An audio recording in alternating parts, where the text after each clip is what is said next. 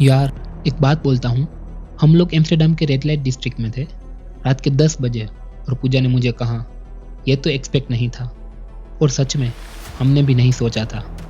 पर यह story actually शुरू होती है सुबह, एक ट्रेन से, एक लेगो जैसी सिटी से, 300 साल पुरानी विंडमिल से, फिर चीज़ से और एम्स्टर्डम के एक हिडन सी फ्रंट जो कोई नहीं जानता।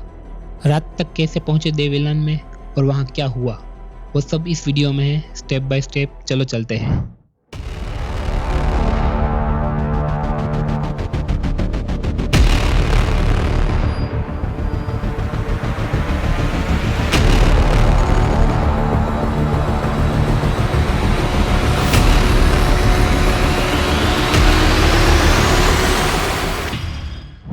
सांदम पहुंचने के लिए हमने हॉफडॉफ से डायरेक्ट एक ट्रेन ली और टिकट अराउंड 3 यूरोस थी, पर हमारे पास ऑलरेडी एम्स्टर्डम ट्रैवल रीजन पास था तो हमको टिकट लेने की ज़रूरत नहीं पड़ी।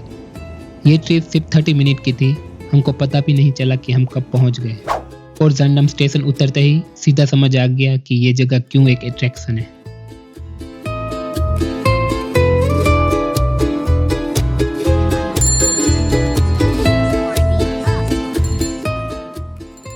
जांडम स्टेशन से बाहर निकलो तो पहली चीज़ जो दिखती है वो बिल्डिंग, इंटेल होटल जांडम। ये होटल लिटरली 17 ट्रेडिशनल डच घर जैसे स्ट्रक्चर को एक दूसरे के ऊपर स्टेक करके बना है। हर फ्लोर पर अलग colour wooden house style, green, white, yellow, real life Lego है ये। और इस टाउन की बात करें तो जांडम एक इंडस्ट्रियल पोर्ट था। 1967 में Russian star Peter the great यहाँ डिस्गाइज में आया था, सिर्फ इसलिए कि डच शिप बिल्डिंग सीखना चाहता था। इतना पावर हाउस था ये टाउन कि दुनिया के रूलर यहाँ ट्रेनिंग लेने आते थे। आज भी उसका घर म्यूजियम के रूप में एग्जिस्ट करता है। जांडम में देखने लायक इतना कुछ था नहीं, सिर्फ एक होटल ही थी और थोड़े बहुत व्यू ही दिख रहे, घर ही दिख रहे, बट वो व्यूज बहुत अच्छे थे। एक बार तो आना चाहिए आपको ये व्यू देखने के लिए। सही बोला ना मैंने? 1 घंटा काफी है। हाँ, 1 घंटा काफी है, ये बहुत अच्छा था ये। जांडम से सैनसन जाना बहुत इजी है, बस 801 ले लो, सिर्फ 2 स्टॉप, 5 मिनट्स। और यार जाते जाते ही दिख गया एक के बाद एक विंड मिल्स, कैनाल के किनारे, ग्रीन फील्ड के बीच, और यह सब बिल्कुल फ्री में। विलेज में एंट्री फ्री है, सिर्फ म्यूजियम और विंड मिल्स के अंदर जाने के लिए टिकट लगता है। सैनसन में सबसे पहला स्टॉप क्लॉक वर्कशॉप। ये बेसिकली एक लाइव डेमोन्स्ट्रेशन है कि वुडन की क्लॉक कैसे बनती है। एक मशीन लॉक को 30 सेकंड में क्लॉक में कन्वर्ट करती है। ऑब्वियसली कंफर्टेबल नहीं है, बट फोटोज के लिए परफेक्ट है।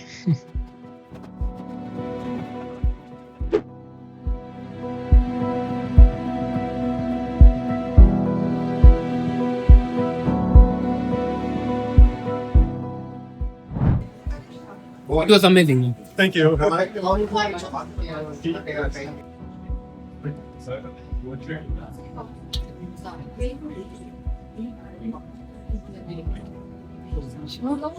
एकदम फ्रेश वाला। पूरा बहुत ही अच्छा, एकदम फ्रेश है ये तो, अभी बनाया वही है। अब भीनू लाकड़ो ना लागो है। थोड़ा ये वेट लग रहा है क्योंकि 4 दिनों के लिए इसको वेट का ट्राई करेंगे, उसके बाद ये पॉलिशिंग करेगा। बहुत ही अच्छा लग रहा है। ब्लू अच्छा है। रेड ले ले, रेड वाइट। वाइट भी अच्छे हैं।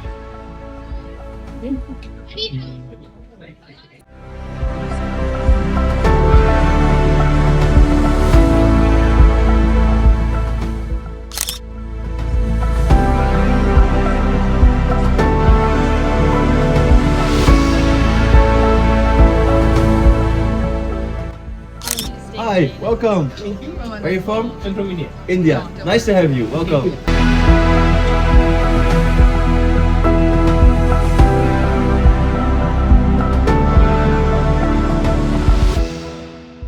फिर बारी आती है चीज टेस्टिंग काउंटर की। 10 टाइप्स ऑफ गौदा, यंग से लेकर 5 साल पुराने एज तक।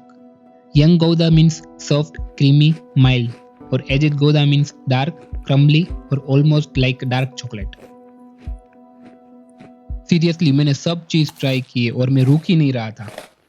और आप कमेंट करो, टीम यंग चीज या टीम एजेड चीज, नीचे बताओ। हम यहाँ पे डिफरेंट तरह के चीज़ ट्राई कर रहे हैं, तो बहुत अच्छे लग रहे हैं। अब देखते हैं कौन सा टेस्ट करते हैं। अभी हमने काउल चीज़ टेस्ट किया, वो बहुत अच्छा था। गाइस, अभी हमने इतने सारे चीज़ टेस्ट किए हैं, ज़िंदगी में पहली बार इतने सारे चीज़ खाए होंगे हमने, और बहुत ही अच्छे थे। और गार्लिक और हर्ब्स वाला था ना, वो तो बहुत अच्छा था, बहुत मज़ा आया। बहुत सारे तरीके के हमने चीज़ ट्राई किए, मज़ा आया। अब चलते हैं विंड मिल के पास, सो लेट्स गो।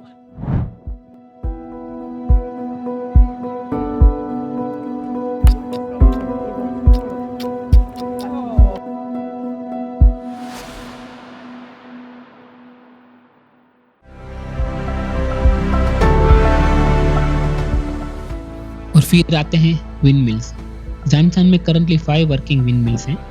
इनका काम अलग अलग था। डेकार्ट एक पेंट मिल है जो अभी भी पिगमेंट ग्रीन करती है। दे बोंटे हेन एक स्पाइस मिल है। एक अंदर जाने की टिकट अराउंड 7.5 यूरोज है, वो भी रिकमेंडेड है। 300 साल पुरानी बिल्डिंग्स में वुडन गियर, स्टोन व्हील्स, सब कुछ लाओ। एक विंड मिल्स के टॉप पे चढ़ो, पूरे एरिया दिखता है, कैनाल्स, ग्रीन फील्ड्स और orange roof tops. 17th century में जान रीजन में 1000 से ज़्यादा विंड मिल थे। दुनिया का सबसे पहला इंडस्ट्रियल जोन था ये। लुम्बर, क्लॉथ, ऑयल, स्पाइसेस सब कुछ यहाँ प्रोसेस होता था। इस एक एरिया ने हॉलैंड को ग्लोबल ट्रेड सुपर पावर बनाया।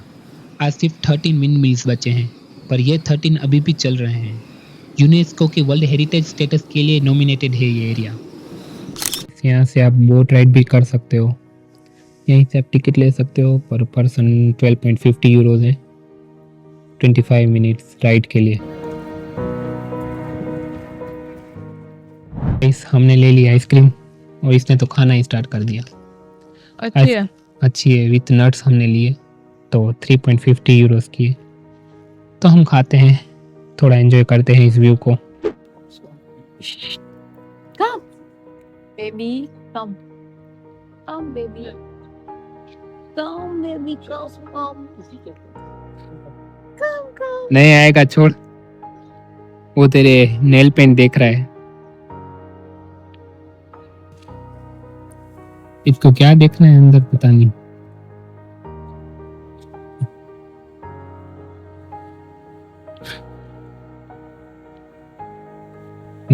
इसको देखो, इसको देखो। आप म्यूजियम में भी जा सकते हो इनके साथ कोई हिस्ट्री में इंटरेस्ट है तो। आप जांसकन आके एक चीज़ नोटिस करोगे कि यहाँ की एयर इतनी स्वीट है, क्योंकि यहाँ पे सामने ही कोकोआ फैक्ट्री है, तो पूरे एयर में यहाँ पे स्मेल बहुत ही स्वीट आती है। कोकोआ की जो स्वीट स्मेल होती है ना, वो आती है, वो बहुत अच्छी लगती है ना। तुझे कैसे लग रहा है यहाँ पे? बहुत ही अच्छा था। हम तो रिकमेंड करेंगे थी, तो यहाँ पे ज़रूर आइए और बहुत ही अच्छे फ़ोटो खींचे विंड मिल के साथ। तो अब हम जा रहे हैं जिसका सबको बहुत इंतज़ार था। कहाँ पे? सिंगल लोगों के लिए है। वो सिंगल लोगों के लिए ऑब्वियसली। हाँ, अब हम जा रहे हैं रेड लाइट एरिया देखने, फिर जॉर्डन स्ट्रीट देखने और एम्स्टर्डम सिटी घूमने अब जा रहे हैं। तो अभी हम बहुत लकी थे, क्योंकि हमको यहाँ पे टेनिस कोर्ट है पास में, तो टेनिस कोर्ट के बाहर हमको 4 बॉल्स मिले और इसने रख लिए सब। तो चलो अब जाते हैं एम्स्टर्डम सिटी घूमने। वहाँ पे जाके आपको दिखाता हूँ कैसा है एम्स्टर्डम सिटी, खास करके जिसको रेड लाइट एरिया देखना है वो। तो फाइनली हम वापस आ चुके हैं एम्स्टर्डम सेंट्रल, और यहाँ मैं आपको एक चीज़ बताता हूँ जो 19% टूरिस्ट मिस कर देते हैं। सेंट्रल स्टेशन के अंदर से गुजरो, दोनों तरफ एग्जिट है। ज़्यादातर लोग सामने वाली साइड से निकलते हैं शहर की तरफ, पर अगर आप पीछे वाली साइड से निकलो, सीधा पहुंच जाते हो आईजी वाटर फ्रंट पर। और यार ये व्यू, खुला पानी, फेरीज क्रॉस करती हैं और सामने दिखता है एम्स्टर्डम लुकआउट टावर, एक 22 floor converted Shell oil building जिसमें अब रूफटॉप पर स्विंग है। लिटरली हवा में झूलते हैं 22 फ्लोर्स ऊपर। हम ये नहीं किया, पर देखना ज़रूरी था। ये एरिया का नाम है आई वाटर फ्रंट। यहाँ लोकल्स बैठे हैं, टूरिस्ट कम हैं और व्यू जेन्युइनली ब्यूटीफुल है। सीधा सामने दिखती है आई फिल्म म्यूजियम, वो एंगुलर वाइट बिल्डिंग जो ऑलमोस्ट स्पेसशिप जैसी दिखती है। फ्री फेरी 1 मिनट में वहाँ पहुँचा देती है। Across the water node neighbourhood है जो एम्स्टर्डम का न्यूएस्ट ट्रेंडी एरिया है। Cafe, street art, startups. Sunset के वक्त यहाँ आओ, पानी ऑरेंज हो जाता है, बिल्डिंग रिफ्लेक्ट करती हैं। ये वो एम्स्टर्डम है जो इंस्टाग्राम पर नहीं आता। तो फाइनली गाइस, हम एम्स्टर्डम सिटी में पहुंच चुके हैं और हमारे पीछे आप व्यू देख ही रहे होगे। बट उससे पहले हम कुछ खाएंगे। हम खाएंगे ब्राउनी, और एम्स्टर्डम में कौन सी ब्राउनी मिलती है वो तो शायद आपको पता ही होगा। क्यों, सही बोला ना? तो चलो खाते हैं, फिर एंजॉय करते हैं, आपको भी व्यू दिखाते हैं यहाँ के, और बताता हूँ कि ब्राउनी कैसी है बाद में खाने के बाद।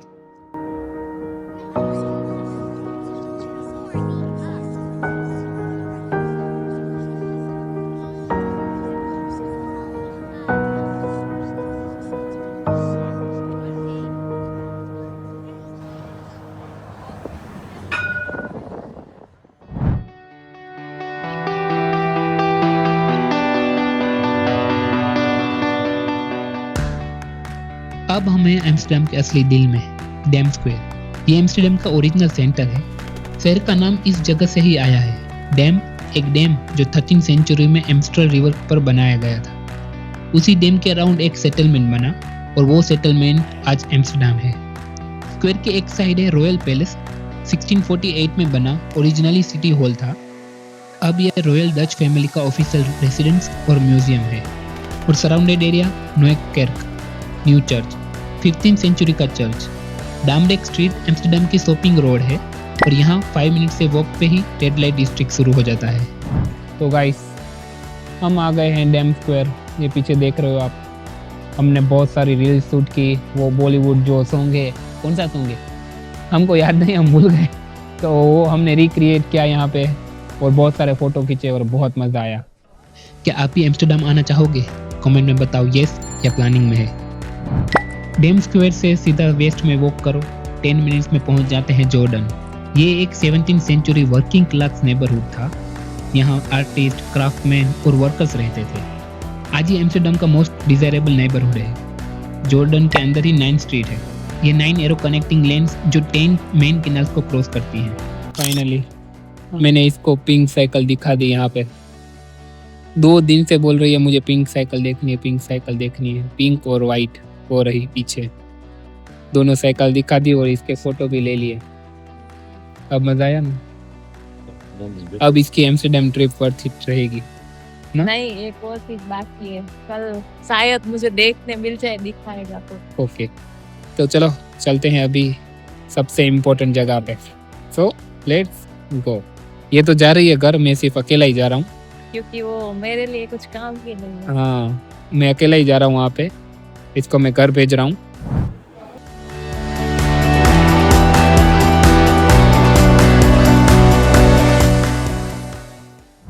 और फाइनली रात में डेवेलान।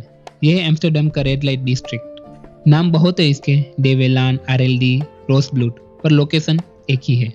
यार सीधा बोलता हूँ, हम बहुत नर्वस थे, पर यहाँ पहुँच के फील बिल्कुल अलग थी।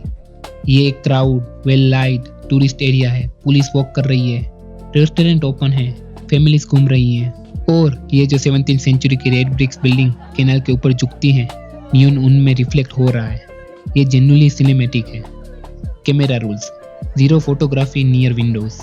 ये एम्स्टर्डम का लॉ है, फाइन 100 यूरो प्लस जा सकता है। हमने सिर्फ कैनाल और यहाँ के आर्किटेक्चर को शूट किया। और ये तो बहुत लोग जानते हैं कि डेवेलान एक्चुअली एम्स्टर्डम का सबसे पुराना नेबरहुड है, 14th सेंचुरी का। और इसके सेंटर में खड़ी है ओड के केर्क ओल्ड चर्च, 1306 में बनी, एम्स्टर्डम का ओल्डेस्ट बिल्डिंग। एक 700 साल पुराना चर्च रेड लाइट डिस्ट्रिक्ट के बीच में। ये कॉन्ट्रास्ट, ये एम्स्टर्डम की पूरी स्टोरी ही एक ही फ्रेम में बताता है। कमेंट में बताओ, क्या आप रेड लाइट डिस्ट्रिक्ट विजिट करना चाहोगे? यस या no?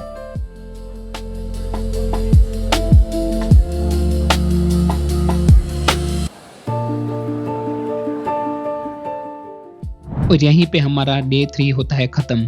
Trains, windmills, cheese, hidden harbour, Dam Square, golden canals, neon lights, एक ही दिन में 700 साल की हिस्ट्री और मॉडर्न लाइफ दोनों। Ratings 10 out of 10। Amsterdam day 1 और डे 2 लिंक नीचे डिस्क्रिप्शन में है। पूरा ट्रिप एक साथ देखो, बहुत मजा आएगा। कल डे 4 हम गए एक जगह जहाँ ग्रेविटी काम नहीं करती, अपसाइड डाउन म्यूजियम, और शाम को एक सनसेट कैनाल क्रूज जो ऑनेस्टली इस पूरी ट्रिप का सबसे ब्यूटीफुल मोमेंट बना। सब्सक्राइब करो, बेल आइकन दबाओ, नेक्स्ट वीडियो सीधा आ जाएगी।